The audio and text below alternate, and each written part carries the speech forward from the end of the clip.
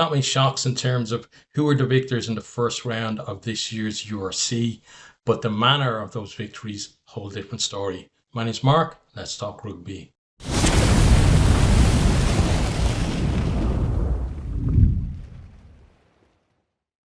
URC back with a bang.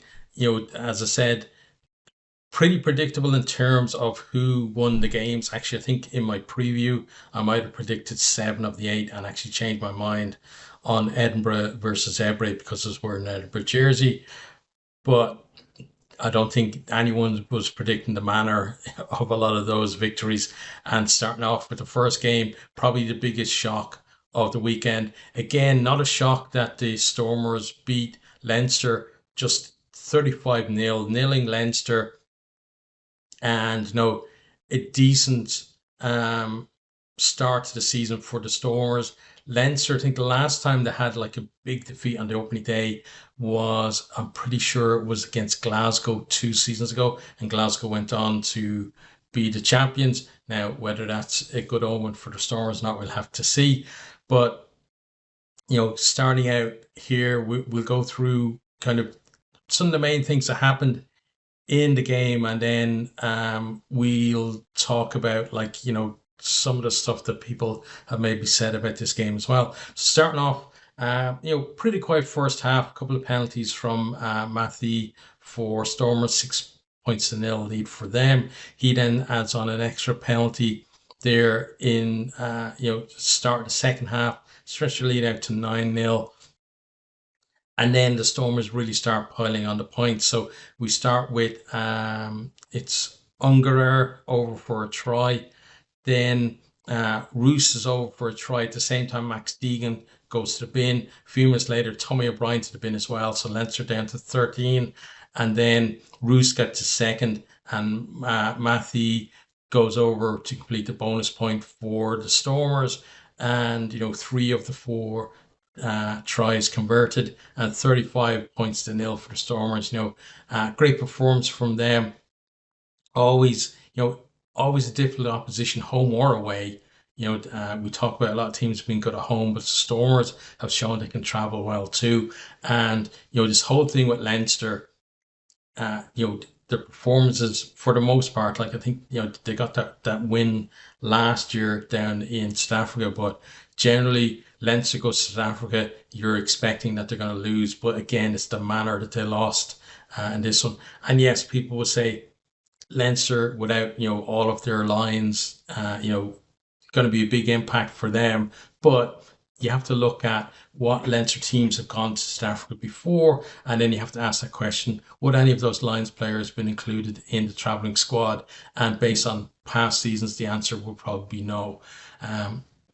But then, even if you're making that argument, you then have to look at the Stormers team, and you have to think, well, we're in the middle of the Rugby Championship. Stormers have players away with the Springboks at the moment as well. So, and they've had injury issues coming in pre-season as well. So it wasn't like they were picking their best team. But like at the same time, the Leinster team, you can't say it was it was a particularly weak team, because like front row, Jack Boyle, Gus McCarthy, Rabbit Slimani, it was basically like the starting front row for much of their URC outings last year, whether it was home or away. Second row, Brian Deeney and Dermot Mangan. It's still a decent second row there. Then back row, you got Ryan Baird, Scott Penny, and James Culhan. So again, not players making their debuts, no debuts, in the pack there. Then on to the backs, Luke McGrath, very experienced at 9, Sam Prendergast at 10, got Jordan Larmour, Kieran Frawley, Robbie Henshaw, Tommy O'Brien, and Jimmy O'Brien. So all Ireland internationals there in the back line as well. So you can't say that it was just a really weakened Leinster team. Yes, they have players who would have played instead of them if they were picking their best team. But again, don't think they would have been sending their best team down to South Africa at the start of the season. Anyway, we always see kind of Leinster, and a lot of teams do it. It's not just the Irish provinces.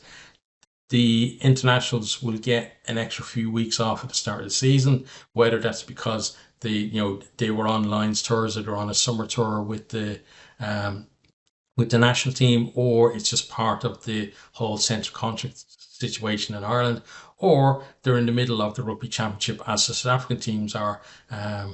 So again, it's the manner of this 35-0. Absolutely didn't see it coming. But I've said it before about Leinster.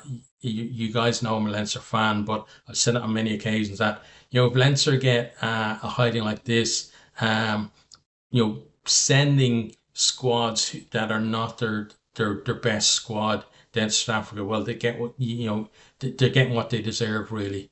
And again, it's a decent Leinster team. You'd expect, at home, that Leinster team probably would give the Stormers, a decent match and potentially win as well. We've seen that team winning a lot of games at the RDS. So again, can't really blame it on that. But at the same time, you have to look at the bigger picture of Leinster always kind of doing this thing of we'll keep, we won't send our best team down to South Africa. Now, on this occasion, there's a different reason for it because it's at the very start of the season. But other times they've had it at the end of the season where, and there always seems to be an excuse there of, previously it was, well, there's so many games coming up, congestion with European rugby, etc., and then finals coming up, etc. So they're trying to keep players fresh.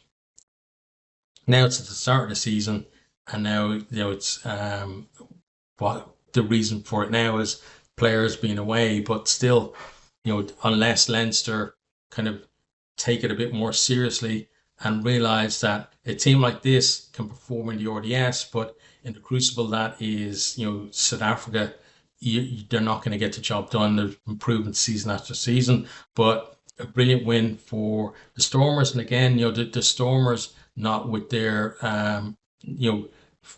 first string players either. So a lot of players again out through injury or away with the Springboks as well. So brilliant win for the Stormers, 35 points to 0.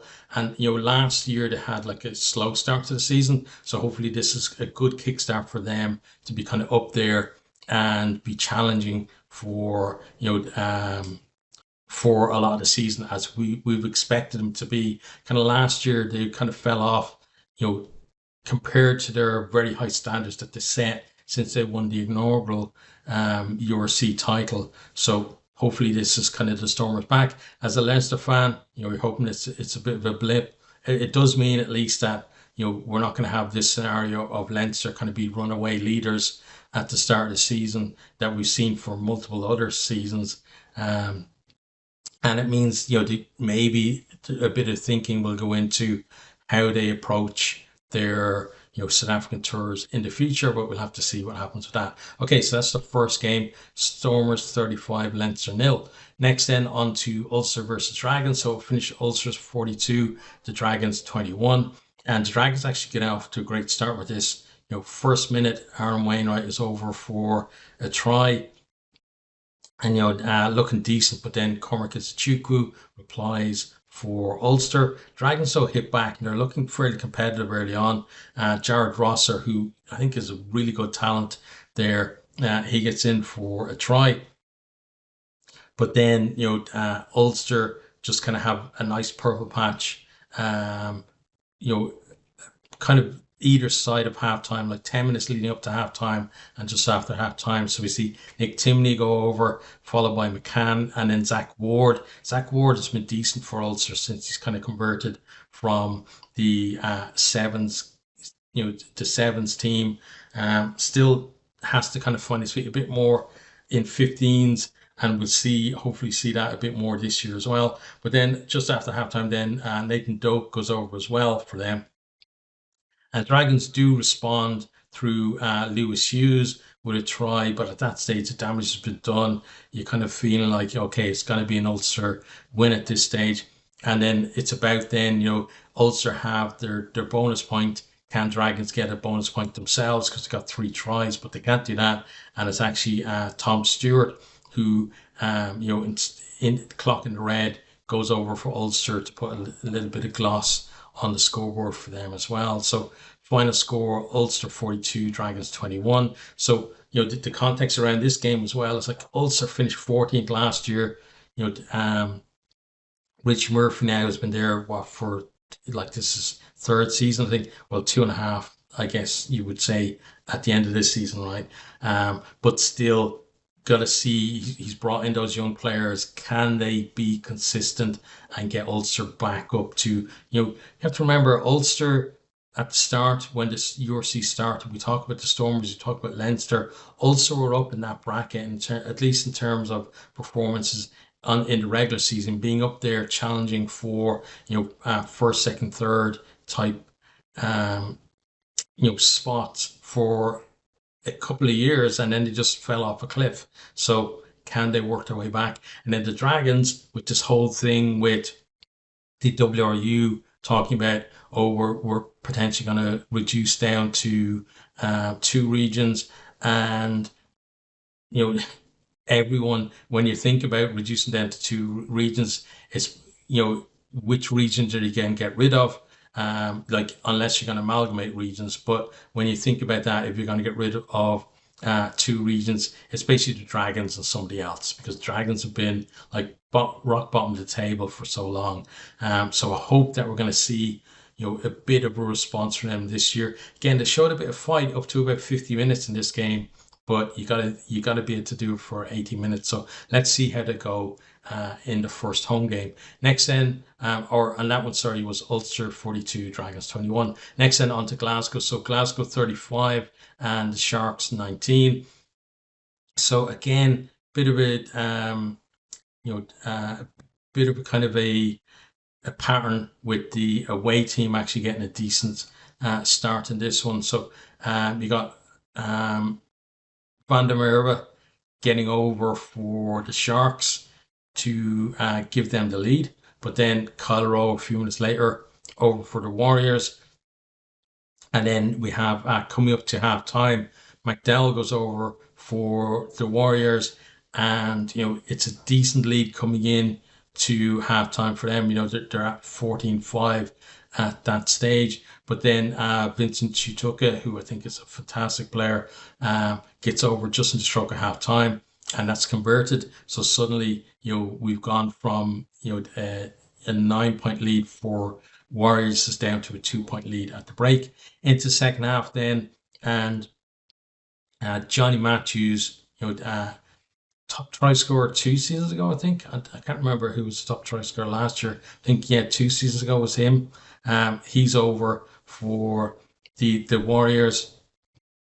And then, it's again looking fairly close, because the next score then is Lacanyuam for the Sharks. So they're staying in touch there, and it's looking like it's going to go down right to the wire. But then the last 10 minutes is decisive in terms of the outcome, and also denying the Sharks a losing bonus point. So 10 minutes to go, Jamie Dobie over for Glasgow's bonus point try. Then 5 minutes later, you have Mavasir to the bin. 3 minutes later, then you have Mazibuko to the bin as well, and a penalty try awarded to Glasgow. And at that point, then it turns what was a tight game into a decent win for Glasgow. And these 2 teams, last year, 2 beaten semi-finalists last year. And you can see from this here as well, I think both are going to be competitive again this year. Whether the Sharks, I think the question for both of them, actually, I was going to just say the Sharks, but for both of them is, can they be competitive in Europe and in the URC? I think that's what we've got to see from. They've shown they can be competitive in one or the other, but not both in a single season. But final score, Glasgow Warriors 35 and Hollywood Bets Sharks 19. Okay, on to the next one then. So Vodacom Bulls 53, Ospreys 40. Bulls playing at home against a European team. You almost assume they're going to score a ton of points, because they do it on So often you see like crazy scores from the Bulls, 50, 60, 70 points racking up against a European team. We saw it here as well, but fair play to the Ospreys, at least, getting themselves 40 points and a bonus point at this as well. And they actually had a really good start, like, within 6 minutes, they got Giles and Williams over to score tries for them. Then we have who's the Kutsia hitting back for the Bulls, sorry. And it was the fact that it was within 2 minutes of Kieran Williams going over that the Bulls hit back, and you see that kind of it continues throughout the games, that the Bulls are always able to just keep those points rolling in, and in the end, resulted in a decent win for them. And we see it. Kutsia gets his second try then, just as we come to the end of the first quarter, and at that stage, I think I think they're even, because I think they missed one conversion each. By that point, then we have Jack Walsh then goes over for Ospreys, so they're leading going into the break, and you're thinking, okay, that's decent. But then Williams gets his second try of the game, and now they have a pretty decent lead to defend in the second half. But first thing they got to do is they got to get to half time without conceding themselves again, but they can't do that. And Johan Grobler, fantastic player, great eye for a try. He's got that ability. I talked about it before, where you got players like himself, Sheehan, and Van der Merwe as well, who have that ability. Anywhere around the try line, especially sitting in that pocket at the back of a maul, that they can get themselves over, and he showed that in this game as well. So he goes over for the first of a hat trick for him just before the break. Into the second half then, and Bulls start taking command of the game. Grobler in for his second, then Just goes over for them. Grobler completes his hat trick. And around that time we have Fender going to the bin for the Ospreys. And I forgot to mention, Devin Williams actually went to the bin in that period, where just before halftime, where the Ospreys got 2 tries before the break.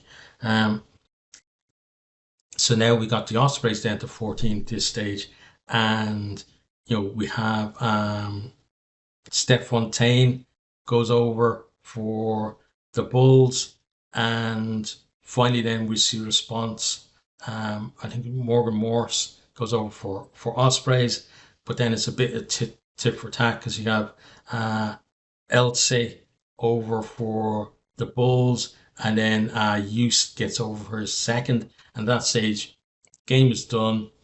Both teams have a try bonus point, but it's Keelan Giles for his second, right on the stroke of the end of the game, gets over for Ospreys. So it wasn't a case of the Ospreys were only 6 or 7 points behind, and Bulls got a late try to score a little bit. It was the Ospreys making it look a little bit closer towards the end, but it was decently close, for the first kind of 50 odd minutes, and then it was a bit. The Bulls got that little bit of a lead, like a couple of scores lead, and then it was tit for tat for the last kind of 10 minutes or so, 10 or 15 minutes of the game. But great win for the Bulls. And, again, the question is this going to be their year to win the URC? Because we know in regular season, and this is the thing, we know in regular season they can do this. They can absolutely take teams apart and rack up try after try. The way we saw in this one, like, what was it, 9 tries that they got in the end. But when they get to the finals, it seems to desert them. They've been to more finals than anyone else, but they still haven't lifted the trophy. And for me as a Leinster fan, I'm thinking, well, first of all, I want Leinster obviously to lift the title, but if the Bulls were to lift the title, I wouldn't be, too unhappy about that. It was not going to be Leinster.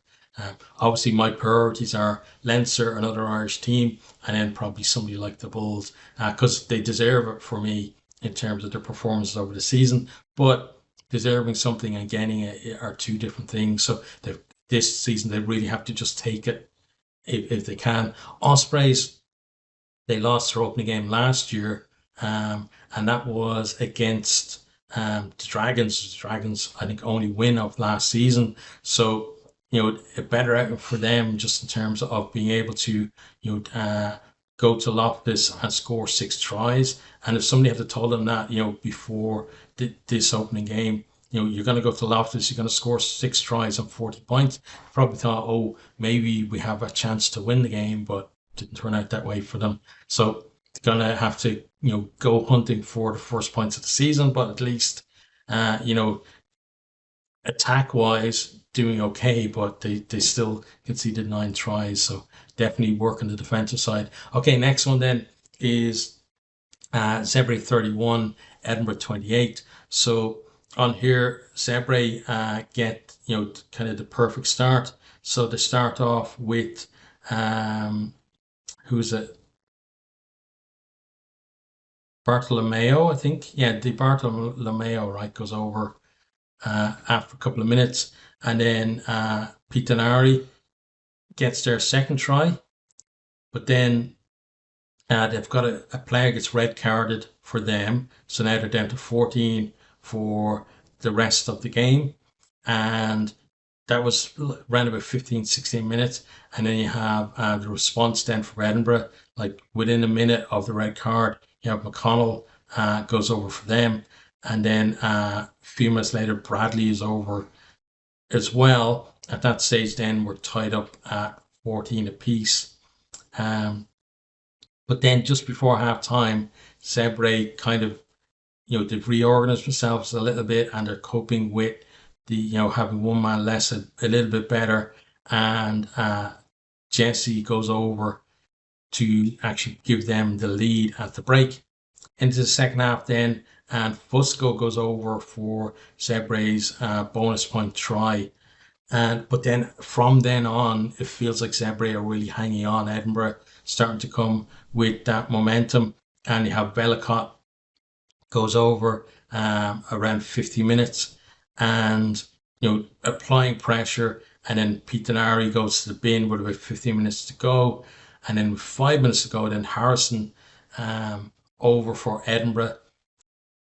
Ben Healy converts that, and now we're tied up at 28 all, and it looks like the game is potentially heading for a draw.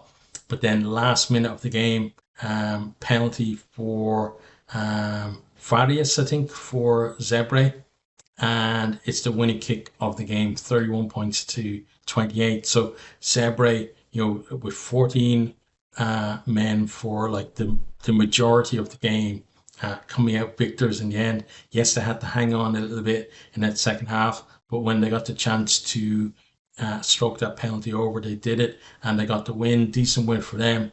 Edinburgh again, you got to think in terms of first of all, a slow start to the game for them, having to play catch up. Red card gave them the chance to get back into the game, then let Zebre again go ahead of them again, and then they claw their way back. But you got to be thinking, Edinburgh, you've got to be performing a bit better than that standard. But we've seen Zebre now, season by season, they're getting better and better. And last year, I said Edinburgh finished seventh in the league, 20 points above Zebre, but Zebre, even finishing 15th, finished 20 points above the Dragons. So they're a lot closer to, the at least the tail end of the teams that kind of scrap it out for those final playoff places than they are to the bottom of the league anymore. So you expect them to be competitive in games like this. So brilliant win for Zebre. Edinburgh, yes, it's two losing bonus points for them, but they've got to get themselves a win on the board as soon as they can. Final score is Zebre 31, Edinburgh 28. Okay, on to the next game then. Scarlets 21, Munster 34. So two teams, last year were kind of middle of the pack. I think Scarlets finishing seventh, and Munster around the same level as well. I think Munster finished sixth, I think, having beaten Benetton in the final game of the season. But it was a good kind of test to see, I think, where these two teams are, at least at this stage of this season. So it's Munster who got off to a good start. You got Craig Casey try after 11 minutes. Hanrahan converts that, and then he sticks on two penalties as well in the first half. So, Munster leading at the break. In the second half, then Mike Haley stretches that lead for Munster, and then we start to see Scarlets respond.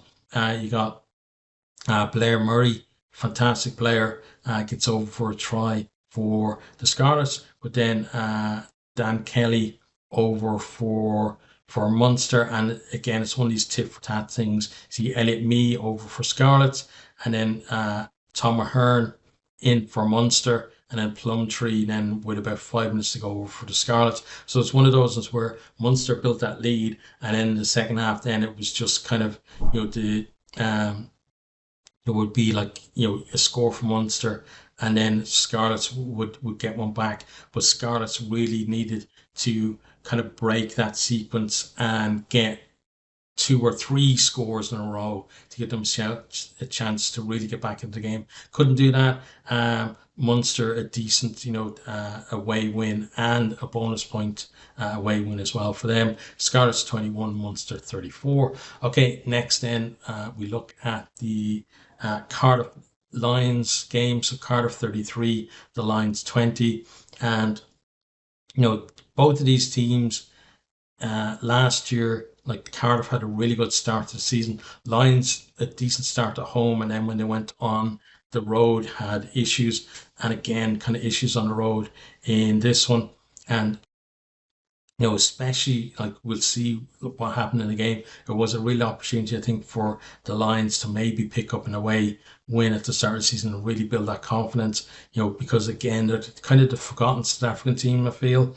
But there's a lot of potential with that team too. But it's Cardiff, Ben Thomas over early on for them. Then Cam Winnett over as well. So it looks like they're building a decent leading the game, but then that was kind of sandwiched, a Dobella penalty for Lions, so they were on the board at least at that stage, and then Ruan Venter over for them as well, so they're not that far behind. Then Ben Thomas, then having scored the opening try, gets red carded and he's off, so that's where the real opportunity is there for the Lions. They're not that far behind on the scoreboard. They now got an extra player as well, and before half time they put over another penalty as well, so they're fairly close behind. Just thinking, I think it's 14-13 at the break at that stage. Into the second half then, and the Lions actually go into the lead. Steenkamp over for them, and it looks like if they can keep that momentum going, they can go on for what for them I think would have been a really good away victory, but they can't do that. Like that's the thing with when you get in these situations, you have to keep just adding on those points, because if you don't and the game is close, the opposition are gonna find momentum from somewhere, and Cardiff, that's what they do. From about 50 minutes on, Cardiff start to get themselves in decent positions. You got Alex Mann going over, and then Evan Lloyd then with about 20 minutes to go goes over for a try, and that was the bonus point try for Cardiff, and then he adds another try then with about 4 or 5 minutes to go, that then denies the Lions a losing bonus point as well. So bonus point win for Cardiff and nothing in the end for the Lions. They put themselves in that position, but they couldn't keep it going. That last 30 minutes really kind of swung the game back to Cardiff. So it was Cardiff 33, Lions 20. Okay, on to the final game of the round, and it was Connacht 26, Benetton 15. So Connacht, talked about them before. They're always kind of up and down, and we see here like really good start in the first quarter of the game. You got Josh Ioane and Sean Naughton both over for tries, and Cal Ford, I think he converted one of those two. So they're decent lead for them. You got Jacob Manga with a penalty for Benetton, but at the break, Connacht seeming to be in charge of the game. Then second half, then and that's actually as well. Sorry, that's as well like with coming up to about what was it, 10 minutes to go in the half or something. Shea Mullins went to the bin for Connacht as well, so they managed to maintain that. But you had Fekitoa in the bin. I think during the period where Norton scored. So both teams yellow cards in the first half.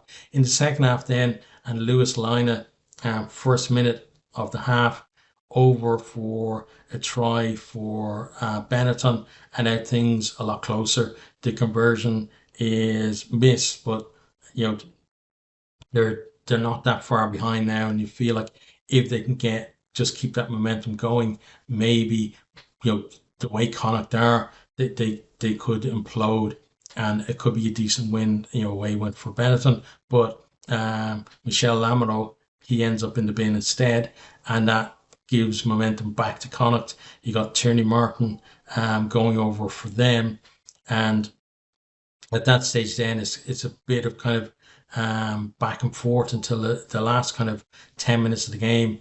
Not really much happening on the scoreboard, and then you have Sean Jansen pretty much sealed the win for Connacht with about just over 5 minutes to go, and right at the death then Garbisi goes over for Benetton.